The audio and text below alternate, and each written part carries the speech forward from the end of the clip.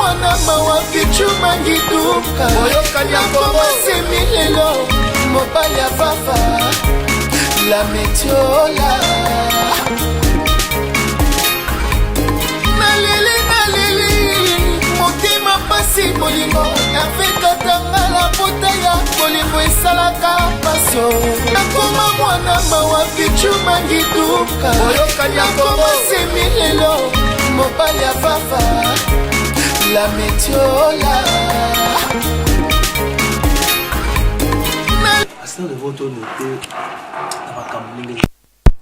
Tu rappelles que Osaka a tilelo na Kasangulu.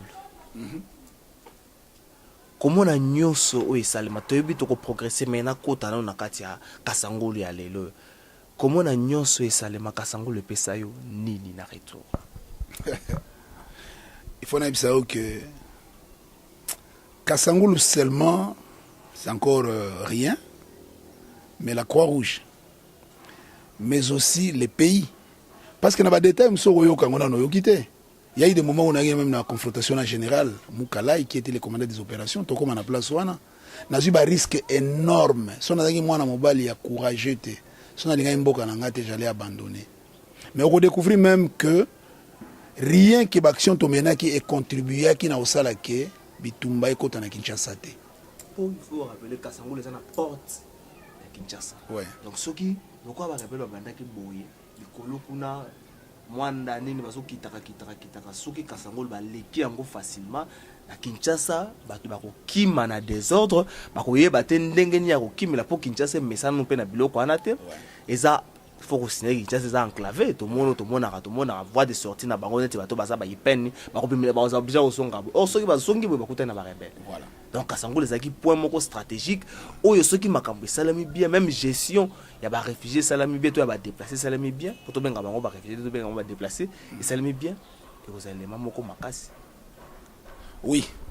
Na webso que dans opération oyo salami. D'abord Kasangulu je te dis hein, en passant que nazo eloté. Peut-être s'il y a des souvenirs, ils en a bateau ezaki na moment ya guerre, mais ça se bête na ba 1h du matin ba minuit parce que moi ça suis pas ça robota. Na ba site à déplacer. Lokola nazali personnel médical, je prends les risques d'aller diriger les accouchements à Boutouana. Pendant que ma ça se bête à Libanda. Ozo ramper na ba pince pour diriger un accouchement. À la fin ba biso avec moi na ba pesa ko kombona, c'est tout ce que je peux retenir. Comment on peut l'éviter sur ma chaîne mais à part ça et l'autre côté je retiens que dans une première difficulté dans Liboso Yango après rassemblement après que secourir bateau ça c'est bêta qui et surprendre et coïncida qui les jours avant n'a arrivé à soldats angolais parce que angolais bayaki pour la représenter main forte na armée congolaise mais Tomi Zalé là qui déjà na Zimbabwe na sixième na guerre na bango ko timola ba mabulu ko kota na kati bande ko nanga shona ba shona na bande bele voilà ko timola mabulu et banami bien pe bazalaki mais cette fois là bangolais baye la différence c'était quoi système ya bangolais ya kubunda to mona ki on a misu makama mabulu ezate bango corps à corps bango bazo benga kuto ba benga avant c'est comme ça qu'ils appelaient mais eloko mabenga na kutana na bangolais je risquais ma vie. Dans le premier site, comme d'habitude, je passais pour calmer bateau. Non, il y a 10 tout bloc, il y a Salongo. Et coïncider, na ba soldats angolais peuvent circuler dans ba site, il y a déplacé des guerres. Bazu information ni moi je ne sais pas. Baye ba komi, ba telemisi ba tinyo so bazo contrôler surtout mibali. Olongo la chemise ba otala ba épaule na yo, so za soda e koyeba na po kumba ba arme tikaka ba signe. Elongi makolo na babot bazo contrôler bisoto telemi tout d'un coup bazu batu moko balexi pembeni musu batilexi bakangaki à peu près 7 personnes na site ya liboso batwana yoye baki bango lokola bana ya quartier bana ya Kasangulu te na ba bango te parce que parmi bango ezana bato ba utaki banzela bamvululu ba tampa na biso na bino bokeza na bango te tuna na population. Ceux qui baby bateau, c'est ça les malheurs. C'est la plus. Baloba portugais. Biso ngalo ba lingala na français. Tozo yo kanate. Na seule intervention ko lobake tika bango bazana batu na kati ya population bayebi bango batuna batuni sur les 7 ba récupérer qui 3 non tout ça kana ye bato zimwa courage koloba tout ça naza ko meka ko expliquer bango na ba geste tout ça batali ba contrôler ba ko lâcher quand même 3 mais bazui 4 wana faut pas kende na bango mais avant ba lâcher 3 wana c'était un problème Arabi bon va charger Munduki. Il y a des gens qui écoutaient quand même portugais parmi la population. Charger Munduki, papa de bot masasi. Babeta masasi babi babi yonde mutu ozo kota sa ba rebelle. Et où t'es pas pour oh, qu'est-ce qu'il y a? Oh, yo président. Arabi winga président. Et yom to ko na ba je comprenais que c'était ngam no kota sa ba rebelle et par conséquent babeta masasi. Arabi oh. Navanda na Kasangolo. Ça, c'est mon lieu, mon fief de tout le temps. Naza président à Croix-Rouge, Awa na Kasango. Avant que Babiloko ait comment Nazalia depuis des années aux Zamboka Nanga et Nasala Kawa. Et où tu vois, Nebarebe Langwapi. Nebeli Bangowapi. Ce que je suis en train de faire, c'est pour sauver la population. Ça n'a rien à. Non. Nabi non, papa. Ce qui va tout, baza na cité, baza na cité. Bon, il faut protéger Bangote. Mais Bakoufa. Babiki parce que baza na cité à des places. Tu vas dire que sur là, aux hommes, tu es bani min côté. Elle m'a chargé pour gagner. Scénario on est là plus de 10 minutes. Après il y a une décision. Les 4 bakangaki va quitter na bango. Baki osala nini na ebite mais heureusement pour nanga, les bazo quitter les 4 wana ba maman ba bandole la bandole nda bango na sima. Même si ba bande ko banga ko zoko loba pour mona ba soda, mais au moins les ba moni que risque ba ko boma ba wana 4 ba bandi ko ganga bandi ko lela. Ngabi bolanda. Ils sont bolanda bango. Pendant ce temps, il y avait des corps qui étaient Nanzela, ou ça c'est bête qui bateau bakufa qui bibembezana no to lokotite. To weli ba bazoka qui to kinda bomba en hôpital. Pendant toute cette intervention ba kumbi bato na bakena bango. Baki ko ça la même opération na mission catholique et puis na lycée. Ko luka bato ba ko soupçonner tout ça. Mais en réalité, il n'y avait aucun infiltré mutozaïté. Et ba congolais na ba congolais bazaki wana soldat mo ya rebelle akota ki azalagite. Et comme ina butu sikoyo ne suka ya makambo. Ba rebelle ba circuler na sauter passage moko important. Après ba traitement en hôpital, na ki ko visiter ba site ya mission catholique na lycée. Ba bengi nga na ba soda ya armée na biso bazaki côté ya usine mo ya fabrication ba souliers ba benga sozafa. De l'autre côté ya lycée Babenginga. Naké na kokuta mutu mo je ne sais pas s'il n'avait pas 2 mètres. Il y a longueur, taille naïe. Et puis masse moko importante à l'alina mabele. Basoda babenga bini abi mutu bo kamate bo ndokundai. O identifier qui était avec qui population ya Kasangulu ya bato bayaki. Alata pantalon moko serré ba benga loso ba Canada biso ni tala masse ya mutu. Les gars, bon, zoyer tout le monde la mouki. Crête, croix rouge. Il n'est pas mort. Papa, Tobeti Massa Signon sur Babeta c'est un rebelle à Okufate. Non, quand même. Non, pas jusque-là. Pendant que tous autres discuter dans la minga kumbe boyete soda on doit en terminer avec lui azu mundu qui na présence na ngai na présence na ngana ba croix rouge to telemi ba sécuriste ando bete masas na mutu et le type ne faisait que crier croix rouge crête azo tourner azo kufate na vivre plus de 10 balles ba bete na mutu et ça j'ai vécu de mes yeux na mona yango na Katanga na 98 moko ya ba Rwanda bazo beta ye masasi azo kufate azo ganga ka bakombo moko boya azo ganga ezaki biloko moko ba mai bazali ko sala yango mingi azo bazo beta ye masasi azo kufate ka physionomie na epezaki rwandais après soda moko aye azu mundu kezaki na muninga asaleli yango ba cérémonie akoti na sia makolo akoti si asalisi biloko na sala ki wana aller a beti masasi awa et j'ai vu ces messieurs commencer à vomir du sang. Ah bon, cette fois-là, ça suffit beaucoup. La mona qui est en somme, tu na kati ba to zaki na ba biloko moko approprié ba pesa biso na CICR pour na kokumbu kokunda ngo bibembe. To kotie na kati to transporter ti place ndo sa ba fausse commune ezalaki. To zonga na likamwa ba fausse commune. Mais akufa kité. Na ngana silisa.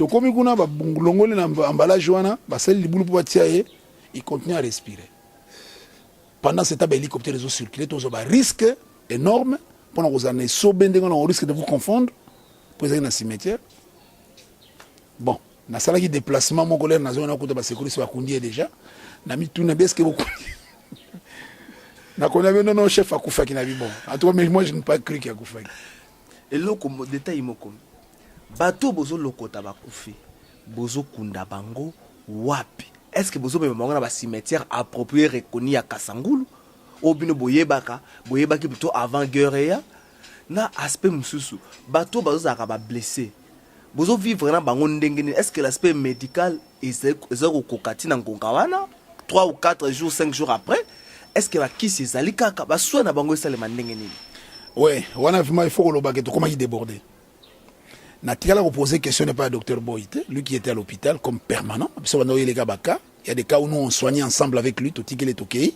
pendant que ba victime mususu a comment qui n'a problème sérieux pour avoir une rupture à stock est-ce que ceux qui aident armée je crois parce que docteur défunt Daberebe paix à son âme pour ce médecin là était mort aussi quand on a na continuité à guerre na likolo tout ça va écho azalaki régulier dans l'hôpital chaque fois que ça va ronde na esili azozonga dans l'hôpital pour se rendre compte makambo ezande nini et je suis certain qu'il a apporté qui secours na médecin directeur de l'hôpital à Kasangulu je suis certain mais ko condamner ko poser question to na condamner nini ezali bakara ko condamner bandeli ya guerre to sala ki ngona ça c'est bani makasité mais leur guerre comme makasi to na simba ba corté to na wela bato bazana ko respirer bazo vito kumba dans l'hôpital. Mais il est arrivé que, au comme un hôpital blessé, les gens ont fait un combat. Les gens ont morgue zaté na Kasangulu. Donc, moi, maisonnette, moi, j'ai permis une salle de mort. Donc, quand on s'est superposé, tondi na katiuna. Tondi. Na moi, chambrette à Mike wana. Et ça s'est décomposé sur place. Il a fallu guérir ici la moto kunda bango. Mais même si on a un quartier, simba kité. Et tikala ka wana, to kumba kité. O wana ezai kamoko spécial, babi keno kundaye. Bon, tellement ils ont fait cette émotion, tout comme tu es dans un cimetière, tu connais la fausse commune dans un cimetière connu. Mais bateau comme déjà très décomposé, tu connais la musique, tu as pembé ni avenue, place où ma beleza moi pété, tout le monde te connaît bangoan. Je connais même les endroits où tu connais bateau. Bateau vous avez entassé dans la salle de mort, tant que se décomposer, et tawana qui nuisible, et tu dis que ça nuisible pour la santé, mais médecin va faire au travail. Oui, tu vas dire choité.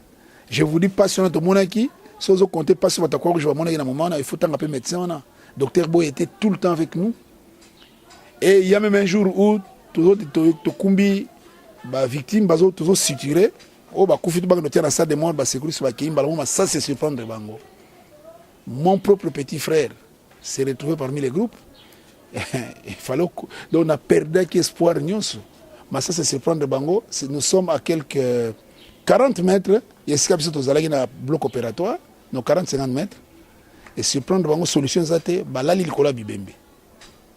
Bombani, on ne peut pas bouger.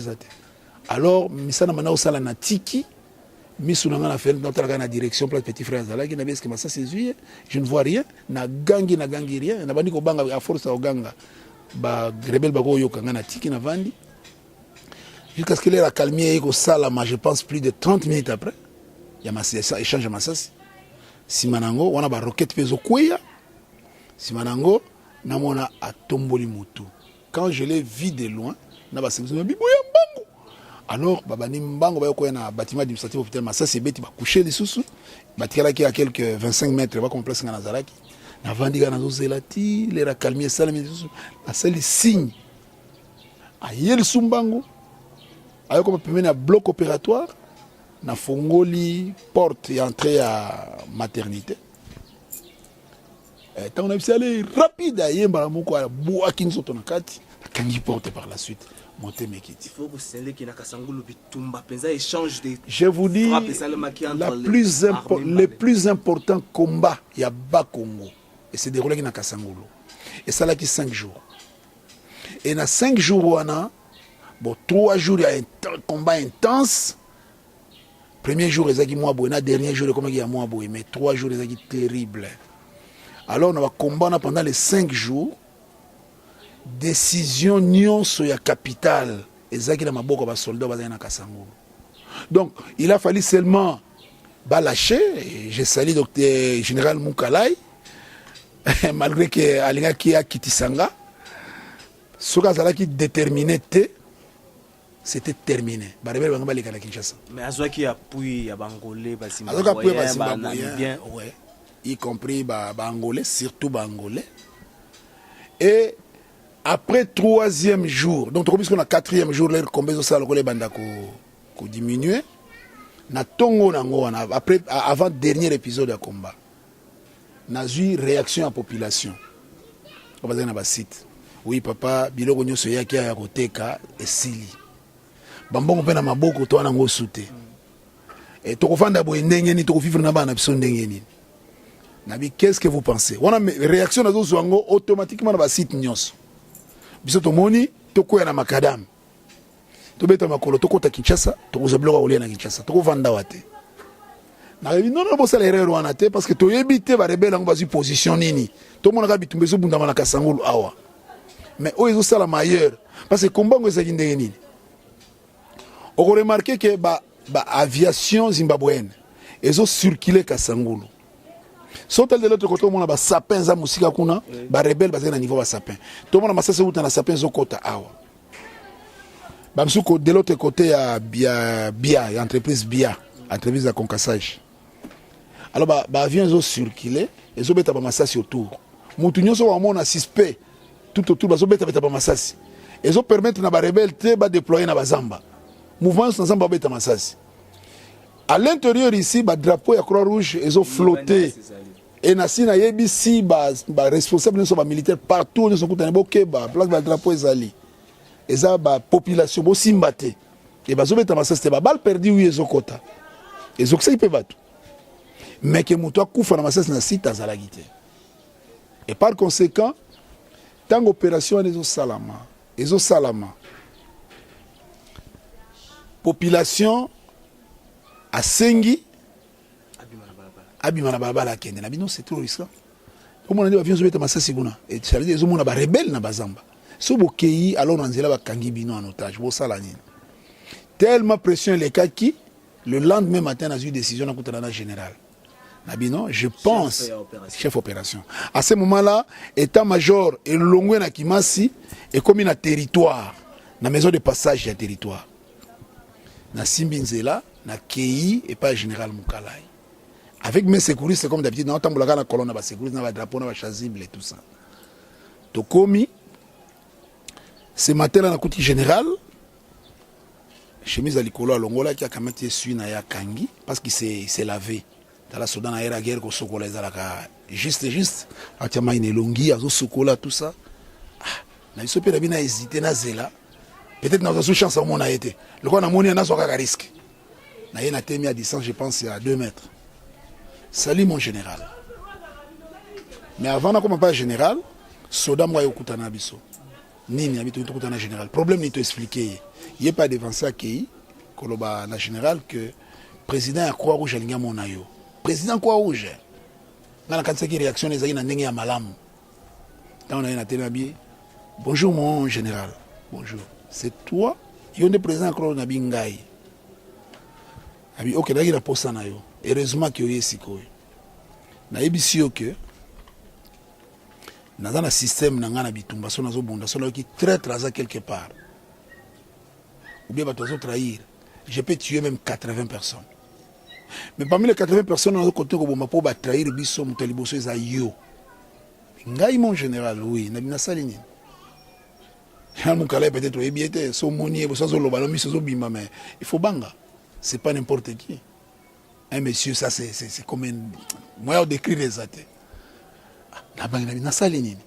Mais pendant qu'il parlait, le long il y a bâtiment, administrateur du territoire Azana, commandant de la police Azali, chef de poste Azali, DG Mazali, Batandani, Bayebinga très bien, même le chef de secteur de Kingantoko. Papa Nzobansina, Naebi, Batelemiwana. Moutazi courage le général Tabi, non, pas conseiller Azate. Le général me menace à Bomanga, on va vendre. Mais seulement chaque fois qu'on a réagi pour le baquet. Non, mon général, les abois. Oh. Maintenant, je suis devant la mort, mais vous devez intervenir pour moi. Mais personne n'intervient pour moi. Le général a menacé. Non, mon général, n'a bien goté. Comment? Parce que yon de président de la Croix-Rouge. Oui, c'est moi le président de la Croix-Rouge. Mais oui, yon de mutokoti ba rebelle na quand la koti bango par quel mécanisme? Abi, nana bande ko soigner, on a déjà discuté ça plus de 5 minutes. Nana bande ko soigner ba blessé militaire na butu na kati ya camp awa. Eza yote. Nabi ala. Là, ça commence maintenant à s'éclaircir parce que nous avons soigné mon toit. Puis nous avons un devoir de soigner les soldats.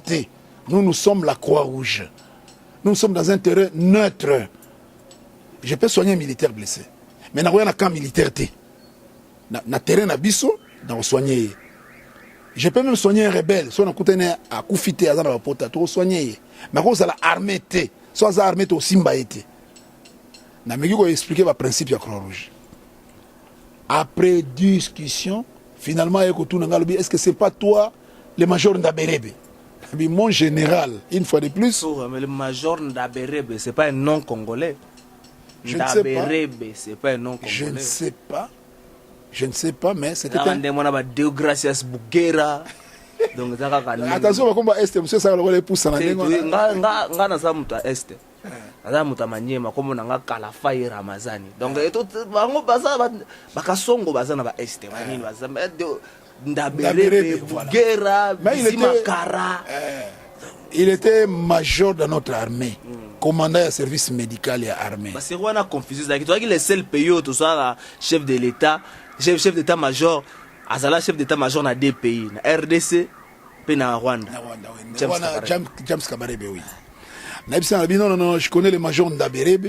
Quand on a jour ba kotia wana ebiye, yim tapé senga Land Cruiser à Saint-Luc pour la secours non ça na ba cité, c'était lui. C'est le médecin responsable du service médical et armé, ce n'est pas moi. Ah oui, c'est quoi ça, Nabino? Ce que je vous dis là est vrai. Si vous avez dit qu'il était de la Croix-Rouge, c'est pas vrai. Il n'est pas de la Croix-Rouge, lui, il est médecin de l'armée. C'est votre militaire. Moi, je ne suis pas votre militaire, moi, je ne suis pas militaire. Gaza civil. Mais il faut rappeler que vous allez face à la mort. Non, mais je sentais la mort. Tout le monde, même là, tu n'osais pas ouvrir sa bouche pour parler. Passivité à la territoire. Passivité à la service à la sécurité face à la biloko. Nous ça la que bandeko belé à service médicaux à la sécurité à coup faraming. Pour ceux qui peut-être bango administrateur du territoire, le numéro 1 en air dans le territoire à Kasangulu, bah tu as déjà signalé qui to ba lobagata que non, ou aza moko na biso, dans la coutume de déployer bengai ko faciliter les solos avec général, et nga permettre peut-être ce mode opératoire n'a échangé. Voilà. Malheureusement, moi j'ai même compris que ce ba beta qui les solos, ba yoka qui en avance, non seulement vous avez courage à ben ngate va tout qu'est-ce qui se passe. Mais certainement que Baloba m'a contre nga Pelisous. Parce que je ne peux pas comprendre, général Mukalai, Toyebanite, n'a monié pour la première fois l'opération à Kasangulu. Biso so monié le roi de la responsabilité de la monarchie. Cette fois-là, n'a pas pour un service en faveur de la population. Il me menace de mort, personne n'intervient. Mais alors bien, on peut la bimoutel boson à Bomezayo sur les 80 que je vais tuer à cause de la trahison. Pour bitumba to bunda na buto ba to bakufi, la cause c'est toi. Comme ton côté qui va infiltrer. Et c'est seulement plus tard que j'ai compris que tant on a mes défenses dans les coquilles, à Talinga tire bon. Problème nous anine. Le problème est minga awa ezaki que population va senga ba kitana balabala ba kende Kinshasa na makolo, par exemple le ko liate. Et pourtant, na sina kumbisa ki ba marchandises ya ba commerçants nyonso au premier jour et comme na ba site, mais rupture à stock et salami. Abi mais comment tu penses toi?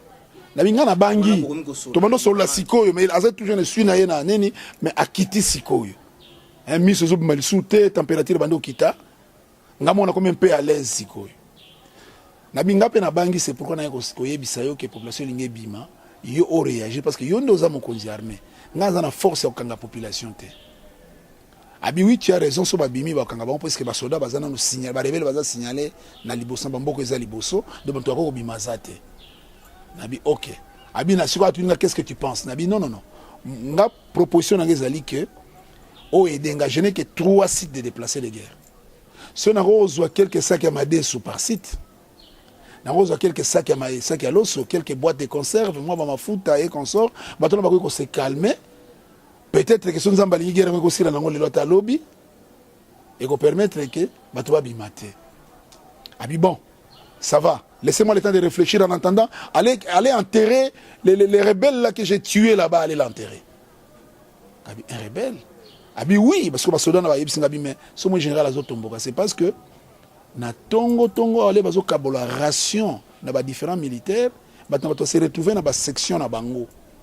Il y avait un jeune militaire blessé, soigné qui payait comme soigné na bande na enyo sur makolo, yeba ka mitie na mulonga que nous oblo rolia. Balina batela bi oh yoza na inte na bisote yoto yebi yote. Abi comment boye banga tenga pena soda na bino. Ba dizo bino awa te kende peut-être inte no yango kuna à se déplacer. A comme na deuxième kuna oh yoto yebi yote, est-ce que boye yebi yo? Non. À quelle la troisième? Et comme il suspect ba ki ba juillet. Yo unité na yo nini a éviter. Ba konjo bazala konjini yo ebitanga komba mkonzi moko. Abozo nyokolanga bozo tungsa il parlait swahili. Bozo tungsanga boye pona nini? Alors que ngana zali parmi ba soda na bino biso batoye kolongola Kabila na poste. Biso batoye kolongola Kabila. Ah ils ont compris que c'était un rebelle qui est entré là-bas. Nde ba kumba qui est pas ya général. Qu'est-ce qui s'est passé pour que le général ait une ultime décision? Parce que moi, j'aurais cru que Moutaba was la prisonnier de guerre. On est à l'ingate, on a soldat. Et elle a dit Kendo Kunda. Elle a dit ok, ça va. Ok. Tokomi. Na kuti pe kora ngo place vandaki na bisa sécurité mo mimango to kumbi yango pembeni ndako médecin directeur moi espace mo ezaki na bibosa libulu basa libulu esili to kundié wana to enterrer esili. Il est zongi vers le général. C'est alors que le général a passé ordre dans le service naé. Babimisi ba sac à Madesu, nabisu nombre était en tout cas ça devait cause à la une vingtaine, 15 à 20 hein. Babimisi ba sac à Baloso presque ndenge wana, babimisi ba carton ba sardine, ba mafuta et consort, to zui yango. Le roi na moyen ko tambola nango te na lignée ba sécurité na ba civière. Bazo sala ba transport nango ti na ba différents camps. Ça les partage autant que des kuna c'est le nombre de on enregistre te banda opération de distribution où il permettait que va se calmer et après bah échange à tir il y a boutou on est comme un peu timide le lendemain matin social va s'est normalisé. Bref, grâce il y a manière autre que la population là bas site on a ça qu'on récapituler l'air ba rebelle ba yaki pour s'infiltrer comme d'habitude. Bakutaki bato na bandako te. Bakutaki bandako vide. De sorte que les babeta masasi, notre armée avait la liberté à répliquer directement. Et les bazo répliquer, rebelle se rendre compte que ceux qui ailleurs, bazo babeta masasi te pour batoyer na bandako et pas na biso population za na ba site ba déplacer de guerre. Donc masasi zo beta nango, rebelle va comprendre que parce qu'il y a un risque à vendre na bandako. C'est alors que baye ko zoa décision ya ko encercler Kasangulu.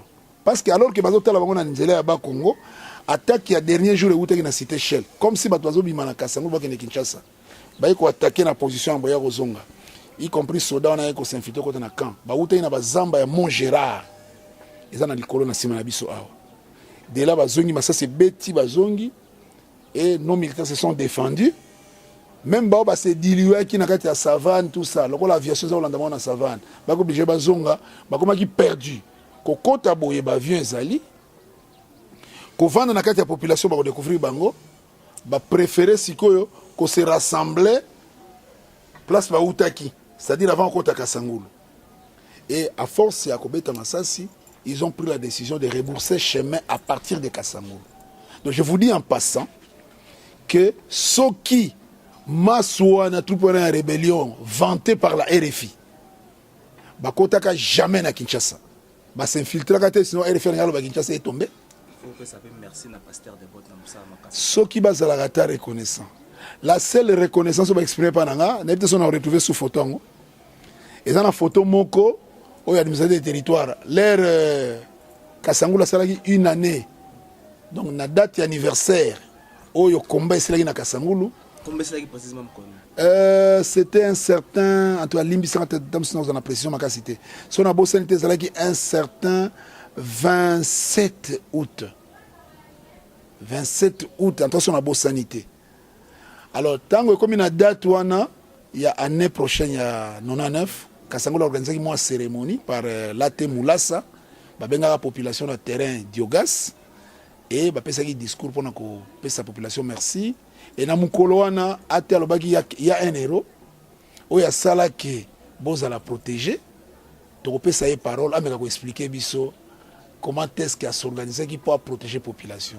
C'est ce jour-là où on a fait un micro, na telemi, si on a retrouvé photo on a expliqué à la population, tout ça, et c'est l'unique reconnaissance que j'ai trouvée dans l'opération à Tilelo.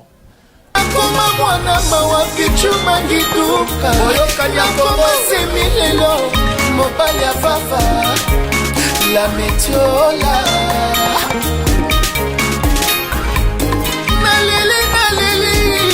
motema pasi bolingo afekatanga la pota ya bolingo esalaka pasio nakoma mwana mawa pichuma ngituka oyokani akoma semi lelo mobali ya fafa la metiola